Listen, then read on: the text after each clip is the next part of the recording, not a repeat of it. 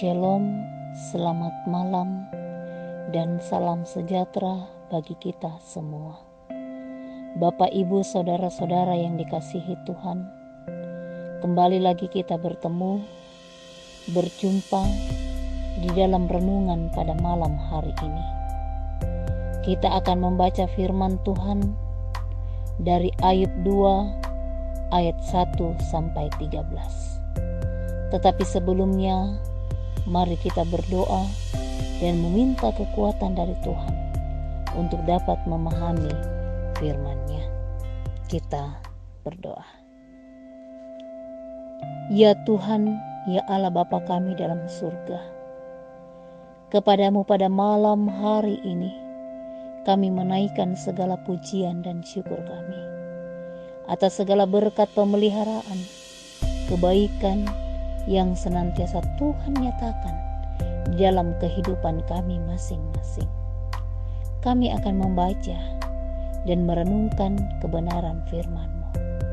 Berkatilah kami masing-masing ya Tuhan. Siapkan hati dan pikiran kami, sehingga apa yang kami baca, apa yang kami dengar, tidak berlalu begitu saja. Tetapi oleh pertolongan Tuhan, kami boleh memahami, mengerti, terlebih kami boleh dimampukan dan dikuatkan untuk dapat kami lakukan dalam kehidupan kami setiap hari. Berfirmanlah ya Tuhan, karena sesungguhnya kami anak-anak-Mu telah siap dan sedia. Di dalam nama Tuhan Yesus kami datang berdoa. Amin. Bacaan kita dari Ayub pasal 2 ayat 1 sampai 13. Pada suatu hari datanglah anak-anak Allah menghadap Tuhan, dan di antara mereka datang juga iblis untuk menghadap Tuhan. Maka bertanyalah Tuhan kepada iblis, "Dari mana engkau?" Lalu jawab iblis kepada Tuhan, "Dari perjalanan mengelilingi dan menjelajah bumi." Firman Tuhan kepada iblis, "Apakah engkau memperhatikan hamba-Ku Ayub? Sebab tiada seorang pun di bumi seperti dia, yang demikian saleh dan jujur, yang takut akan Allah dan menjauhi kejahatan.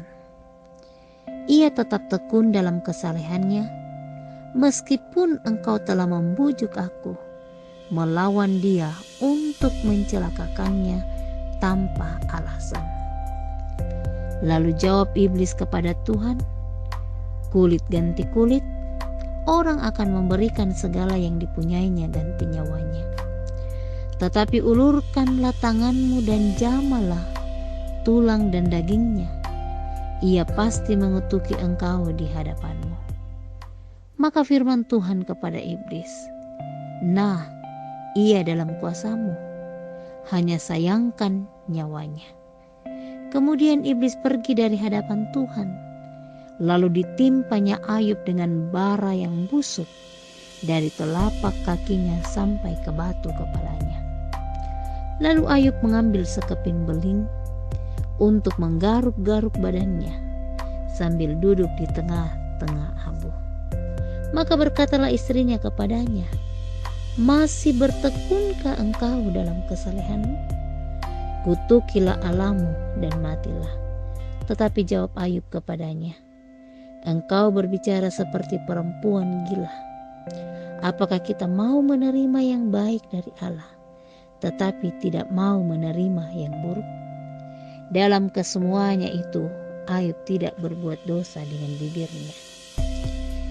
Ketika ketiga sahabat Ayub mendengar kabar tentang segala malapetaka yang menimpa dia, maka datanglah mereka dari tempatnya masing-masing, yakni Elifas orang Teman, dan Bildad orang Suah, serta Sofar orang Naamah.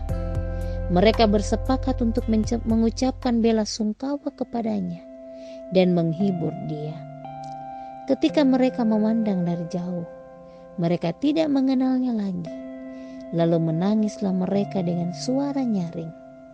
Mereka mengoyak jubahnya dan menaburkan debu di kepala terhadap langit.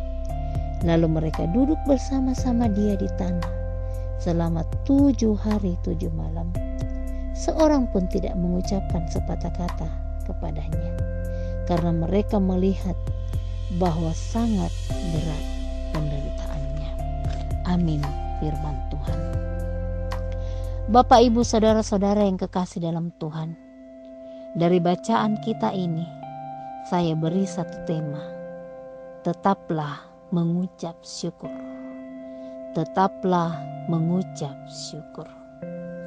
Saudara-saudara yang kekasih di dalam Tuhan, di dalam kehidupan kita masing-masing, kita menyadari bahwa hidup kita ini tidak luput dari berbagai pergumulan hidup. Dalam pembacaan kita saat ini, kita melihat bagaimana penderitaan dan tekanan hidup yang dialami oleh Ayub. Kalau kita memperhatikan bacaan sebelumnya, penderitaan yang luar biasa, yaitu mereka kehilangan anak-anaknya 10 orang dalam waktu bersamaan. Harta benda mereka habis dalam sekejap, dan kini penyakit borok yang menjijikkan yang diderita oleh Ayub. Tetapi suatu kekuatan yang luar biasa yang dinyatakan oleh Ayub, yaitu Ayub tetap bertahan dalam kesalehannya. Ia tetap bertekun dalam imannya kepada Tuhan. Ia tetap mengamini bahwa Tuhan tidak akan pernah membiarkannya. Saudara-saudara yang kekasih dalam Tuhan, memang bukanlah pergumulan yang ringan dan biasa-biasa saja. Kita dapat memahami dan merasakan derita yang dialami oleh Ayub. Tetapi apakah janji kita sebagai orang percaya bahwa ketika kita dalam pergumulan hidup, kita melupakan Tuhan?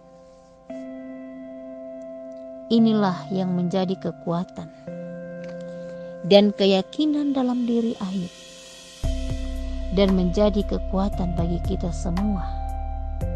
Terlebih saat-saat ini di dalam kita menghadapi pandemi COVID-19.